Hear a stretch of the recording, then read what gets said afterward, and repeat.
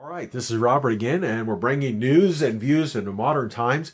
Bringing you is Islam 101 Part 3. And if I hope you watched the previous Part 1 and Part 2, as we discussed in Part 1, the founding of Islam and Muslims and the religion, and Part 2, where we talked about it up to the point of the founding fathers and the country building and the Constitution, how it was established, how it affects us. And so now we're going to get into Part 3, from the founding fathers to today. First of all, let's break some things down. Today we use two terms. We use Muslim and we use Islam. Muslim in America, when we talk about Muslims, we're talking about the moderate, nonviolent. According to the experts, that is generally considered to be 75 to 80% of the Muslim population. The Muslim population is in excess of 1.5 billion people, more than Catholics, more than Protestants put together, more than the Christian world. And so this is definitely a quarter of the world's population is Muslim, and it's growing exponentially huge by leaps and bounds as they continue to spread. Again, ISIS now is saying all of this land now belongs to them. We're going to talk about ISIS later in this video. I hope you're going to be patient because, again, there's too much to cover and there's not enough time to cover it in a 5-minute video. So watch this all the way through. My desire is not to upset the Muslims. I understand they're trying to serve God and seek God, and I believe God is there to be found, but we have gotten away from who God is and what God wanted us to learn. And so people have dreamt up and made up their own ideas on how to serve God. The Prophet Muhammad was having visions and dreams, and he believed Allah was talking to him. And today the Muslims believe that the things that he taught are the things of God. In their view, Allah is God. And I don't think they're the same at all. And so that's my opinion. So let's talk about it. The founding fathers, Jefferson raised an army of the Marines. They went over, they attacked, they put an end to the Ivory Coast pirates. And from that point on, the way America interacted with the Muslims and the way the Muslims interacted was much more laid back, less aggressive, but they still held their territories. Along time grows, and the Muslim society is changing and developing, but they're still held to the teachings of the Quran and Sharia law. And let's get to the fall of the Ottoman Empire, end of World War I. And I said I'd talk about Picot and Sykes in the agreement of 1916. Picot and Sykes were ambassadors for France and Britain, and they worked with Sir Lawrence, which was Lawrence of Arabia. You may have watched the movie. If you haven't, go check it out. And they were trying, as they battled the Germans and other countries that were aligned with them at the end of World War I, they knew they had to tackle this. They knew they had to tackle the Ottoman Empire in order to find peace because they were helping out. And so they began to say, what can we do? How can we end this? And so they lured the Arab nations in and said, listen, if you'll help us to defeat the rest of the Ottoman Empire and to establish a foothold, we will give you all of this. All of this will be yours. It will belong to the Arab nations. Okay, well, it took a lot of work. How are we going to make this happen? So they finally they decided to help out, and that's what they did. And so they began to deal with it, and they brought defeat. And then we stabbed them in the back. Picot and Sykes, what they weren't saying behind closed doors, they didn't even tell Sir Lawrence about it, was we have divided this land among the French nations, the United Kingdom, and the Russian nations, okay? So that land was all divided. All of a sudden, these areas become territories of France and Britain and Russia. And they were held that way for the longest time. Even Israel was held as a territory of Britain until Israel having been reestablished, established its independence from Britain in the late 1940s. And other nations have also fought for their independence. But the seed was planted 100 years ago when that happened. And the seed of hate and dissent and revenge. And President Obama talked about, why are you afraid of 3-year-olds? Because 3-year-olds grow into 20-year-olds, and 20-year-olds become terrorists. And they learn and when they train one another to get revenge and to seek this hateful spite and to murder and to kidnap and to rape and do whatever it takes to regain their property. And that's why ISIS is saying, this belongs to us and we're going to re-get it. We're going to get it all over again. So we've witnessed the fall of Libya, now belongs to militant Islam. We witnessed the fall of Egypt, now belongs to more militant Islam. They are dealing with us, and you have to understand, as that goes, there's a strategic benefit for us to continue to deal with treaties with Egypt and Saudi Arabia. It's called the Suez Canal, okay? Without the Suez Canal, how do you get from the Mediterranean Sea over to such, in this area, you have to go all the way around Africa, okay? You have to completely skirt the entire area if you're going to do it with your Navy and your ships. You need the Suez Canal, so that strategically has to be held by nations favorable to the Western world. And so because of that, we pour billions of dollars into there buying oil that we desperately need. You may remember the 70s and the long oil lines and gas lines and all of that, when OPEC decided to cut the tap back a little bit and stop importing as much crude to the United States. And they were flexing their muscles with Jimmy Carter and everything. And so how much power that they have controlling those oil fields. And it's only recently that fracking has allowed in America for us to, and the discovery of oil in the Dakotas and other areas in Texas, and we found huge oil fields that have offset the need for Saudi Arabian oil, but we still deal with them because we still need the Suez Canal. So in a way, we are paying the ransom fee today that they demand to the Islamic nations. Now, there's two groups. I said that there are the moderates and there are the radical Islamists. The radical Islamists are in the Middle East. That's where Muslims and Islam had its birth. But they are spread around the world. They've even found ISIS camps in Mexico, Canada, South America, Bolivia, Colombia. They find them in China. They find them in Russia. They're all over. And we just had this attack in Paris. We had a downing of a Russian airliner from ISIS. They are spreading all over the world. They want to rebuild the caliphate. So World War III, whether you like it or not, is already underway. And the Muslims this time are the ones that are doing the attacking. And it's the rest of the Western civilization and the Western world which are the ones being attacked. And you should understand that if they ever get into Saudi Arabia and seize those oil fields, they will turn the tap off and America will not get any oil from over there.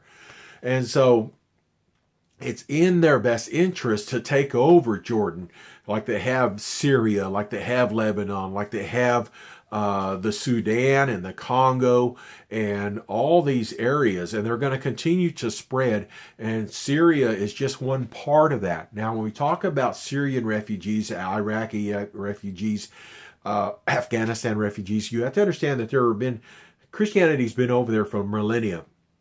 There were millions of Christians over there, and they were run out of their homes by ISIS. And when they were run out of their homes, they're living in hovels, and they're living in caves, and they're living in shipping containers. They have no heat. They don't have food. They're daily. They don't know if their doors are going to be kicked in the middle of the night, and their women are going to be kidnapped, and they're going to be murdered. And so we are always talking about bringing over hundreds of thousands of refugees from Syria, but we're not talking about bringing the Christians over. Why not? Why are we bringing over Muslims, and why are we bringing over Islamists? Because it's to our benefit strategically to have their favor. Again, for wealth and for power and strategic land. The Christians don't have that to offer. And we talked about how we went into Iraq because of oil. It's the same thing. It hasn't changed. We're just finding favor. with Islamists. So let's talk about the moderates. Are the moderates any different than the radicals? Actually, they're not. The principles are the same. Allah is God. There's only one God. His name's Allah. That foundation is the same with both groups. Muhammad is his prophet. That's the same with both groups. In the end, there will only be one world religion, and that will be Islam. It's the same with both groups. In the end, all people will submit to Islam, same with both groups, or they will become slaves of Islam and second-class citizens and pay the fines, same with both groups, or they will die, same with both groups. Nothing's different than that. Okay, the goal is the same. The only difference is, and we talk about the Muslims having knowledge in chess and being strategic and plotting their moves, and they look at things over the millennia. How are we going to be here in 100 years? How are we going to be there in another 100 years? And they plot all this out, and the maneuver. What does this Western civilization have to do? How does the Constitution, how do their laws play? How do we take advantage of it? So let's take a closer look at immigration. We talked about that before. In America, you're allowed to have a student visa. You're allowed to have a work visa, and there's a lot of other visas. In America, though, we lose track of people. We have 25 to 30 million illegals in America that never went through the visa process in the first place, and we have hundreds of thousands of people who went through the visa process whose visas have expired, and we've just totally lost track of them. But what happens is, over in Saudi Arabia, they get the young men, they take them into training camps, they teach them how to continue to exploit the American laws, the rules and regulations, and how to be Casanovas and find a wife in America, how to use the dollars. They fully fund them to come over here, to live over here on student visas. They call the universities and say, I've got 100 young men here who I'd like to fully pay their tuition in advance for a 4-year college degree, and I'm going to make a nice endowment to your college if you'll let them come over on a student visa and maybe even teach some humanity courses, some courses in Islam and the religious studies and things like that. Maybe even build yourself a wing with all the money we're going to give you. And the college deans are like, wow, can't wait. Send them over. Let's get those visas signed. Let's get them approved. Let's get the sponsors in place. Let's get the housing in place. Send them over. And we don't have one college. We don't have two colleges. We have hundreds of colleges in America that are lining up for the dollars. The billions of dollars we're paying for oil coming right back here, right? Great cycle of life. So they come over here, and not all of them, but many of them come over here. And once they get into the colleges and they get established, they have homes, they have money, they're looking for a wife. Now, ladies, there are many ladies who are smart enough to see through this. They don't want anything to do with Islam. They don't want anything to do with these young men. They're foreigners. They don't know how long they're going to be here. They don't know if they're going to pack up and leave or not. But there are a lot of ladies who are infatuated by the foreign accents or the looks or the money or whatever it is, okay? And so they find wives, have children. Now the wives, once they have to marry the women, those wives become Muslim and the children become Muslims. I know you've watched the Lifetime, Sally Field stories and all these other ones about how some wife was abandoned by her Muslim husband and he grabbed the kids and ran off to Saudi Arabia. And because she was a woman, she had no rights, no access, no nothing. She couldn't get the kids and come back to the United States. Couldn't happen. And so we are all familiar with these processes and the horror stories that can be accompanying them.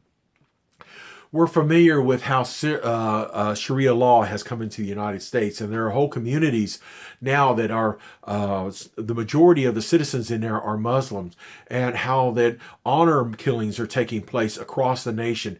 Hundreds of people are being killed with ladies with acid in the face because they're there to start to live by Western civilization standards and not according to the codes that the Muslim nations have set up. We hear so many horror stories about beheadings and murders and all kinds of things that are starting to happen in the United States. Just like with France and England and other areas where there's whole communities where the police are not safe going in. And so they basically are running their own show. There are communities in America voting on whether they're going to allow Sharia law or not. And it shouldn't even be discussed. We have one law It's ruled by the Constitution. It's ruled by the federal government. It's ruled by your local municipalities and local government. There's no Sharia law, but they're trying to establish that. So what we have to understand is that then our president, who was raised in Kenya and went to Indonesian schools, who had Muslim fathers, two Muslim fathers, by the way, a communist mother, and he learned from all of the culture of that, and he learned a tolerance and acceptance of Islam and Muslims. His name is Barack Hussein Obama. I am not saying he's Muslim, okay? I'll let you guys argue that. What I'm saying is that it is in his DNA, in his nature, and who he has been. Look at what's happened. We now have learned that there are many people inside the U.S. administration, the president's administration, who have close ties with the Muslim Brothers and other radical groups, Islamic groups. They're related to or have relatives involved in these types of movements. And so we are learning a lot about this. They are inside our intelligence agencies, and they are writing policy on how we will deal with this.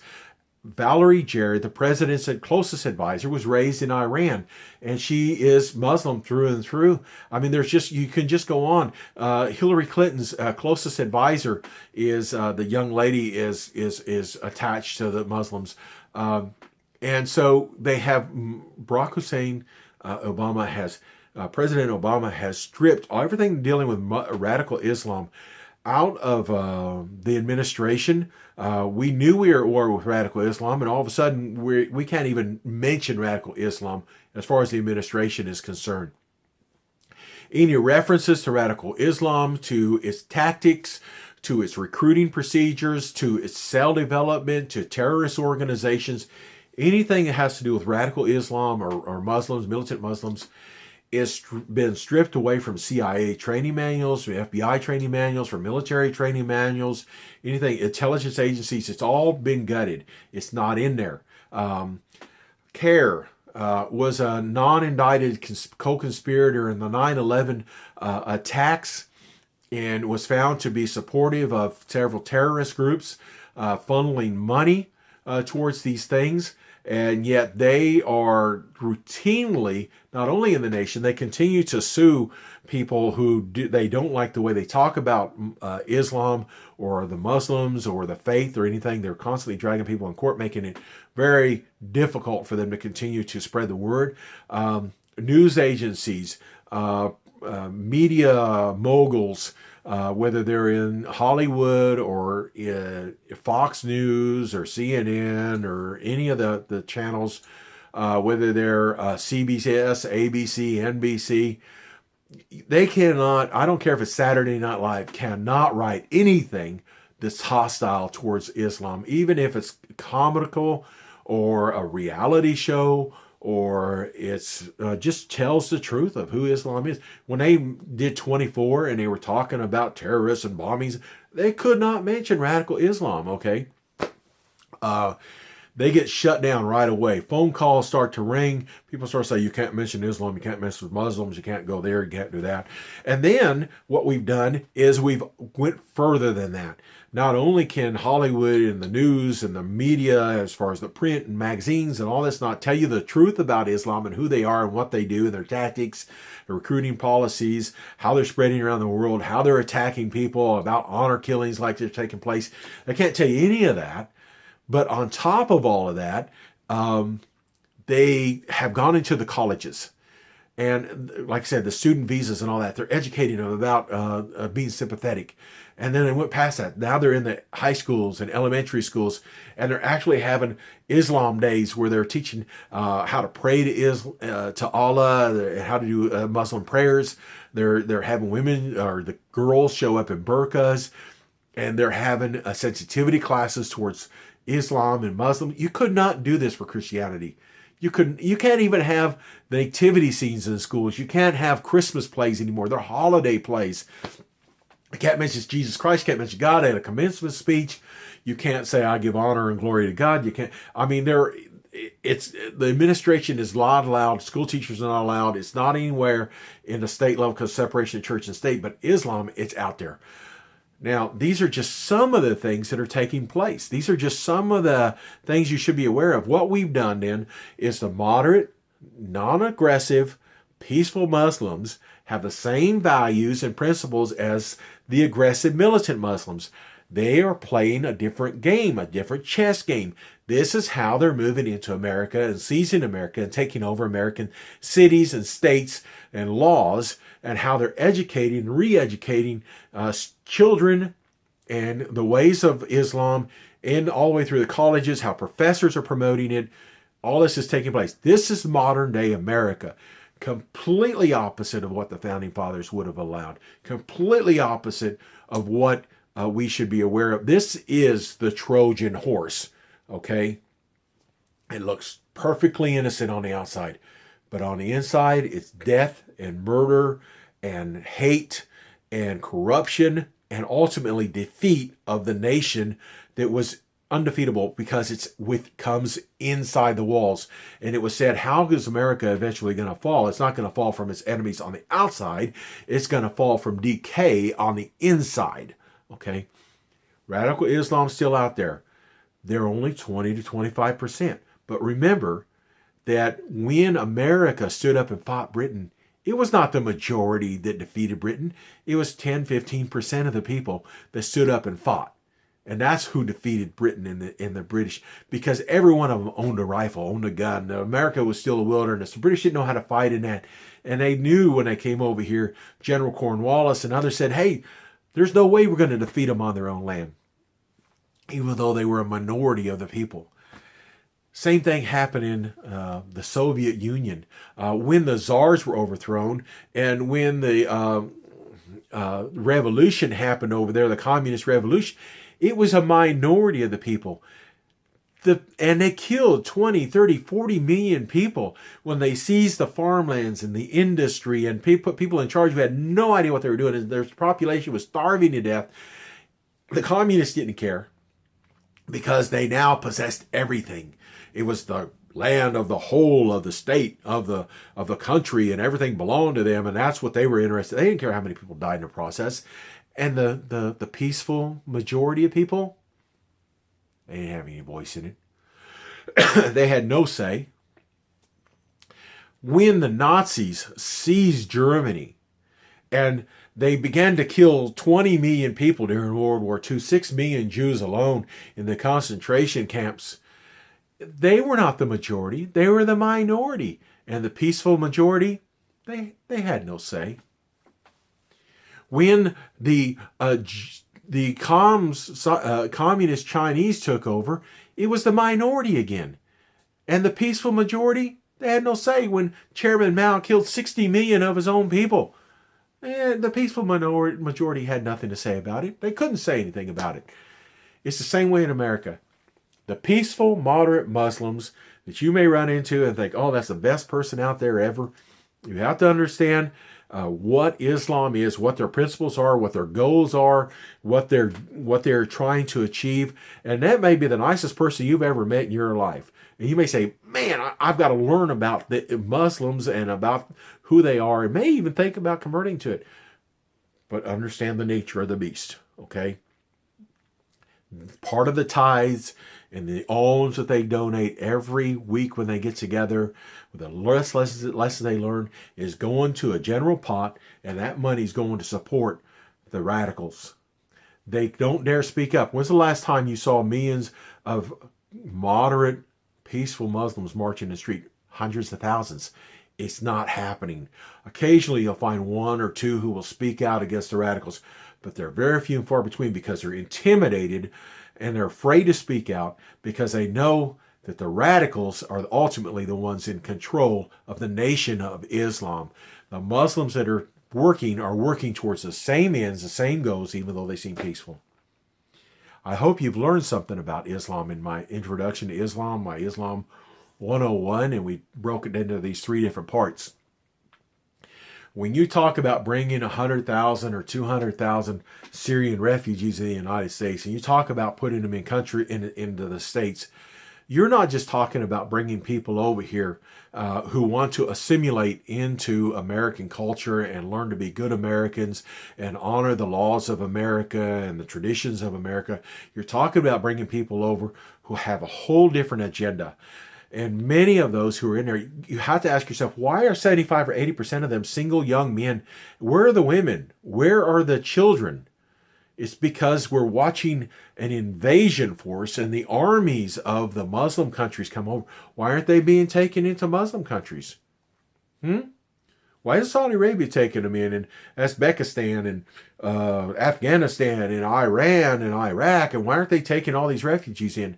Because they're trying to colonize Western Europe and the Western nations.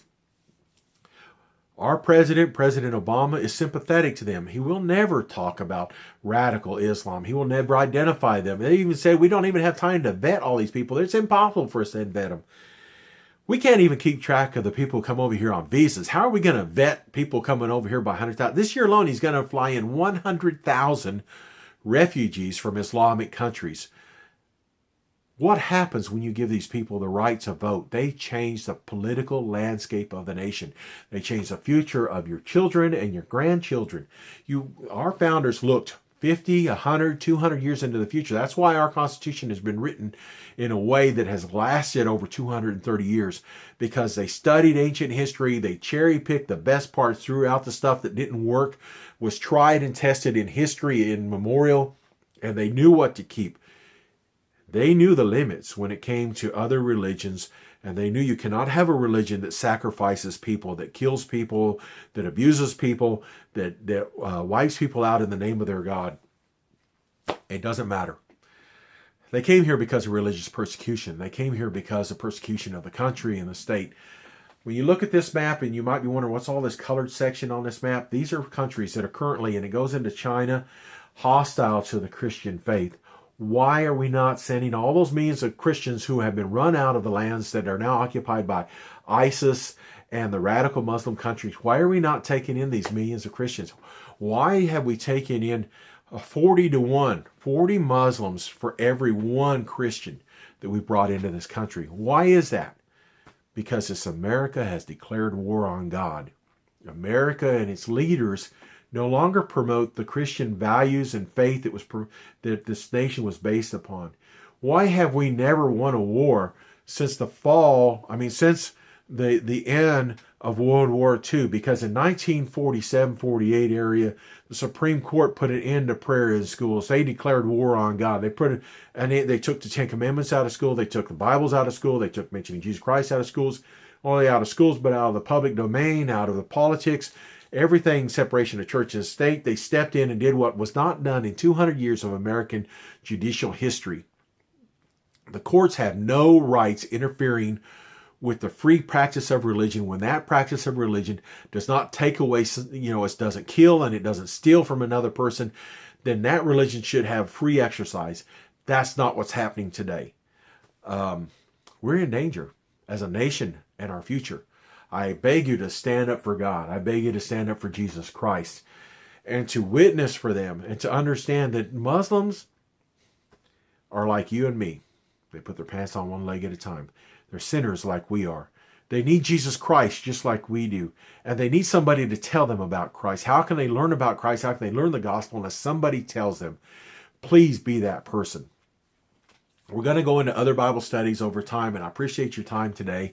And I appreciate you watching these videos. And I hope going forward, you will give God the glory and the honor in everything you do.